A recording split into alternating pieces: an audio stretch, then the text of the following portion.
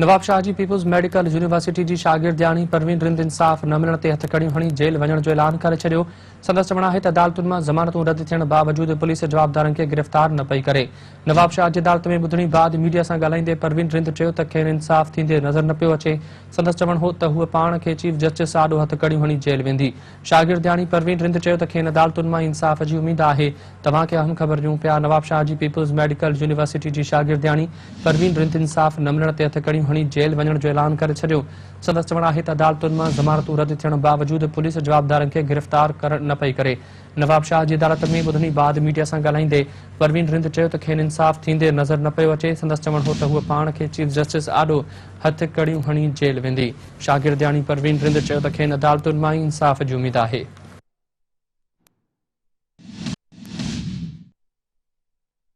तफ़सील मालूम कंदासीं। ब्यूरो चीफ ज़ुल्फ़िकार ख़ासि करे लाइन ते मौजूदु आहे। ज़ुल्फ़िकार, पीपुल्स मेडिकल यूनिवर्सिटी जी शागिर्दियाणी परवीन रिंद इंसाफ़ न मिलण ते पाण खे हथकड़ियूं हणी जेल वञण जो ऐलान कयो आहे। वधीक छा चवणु आहे संदसि?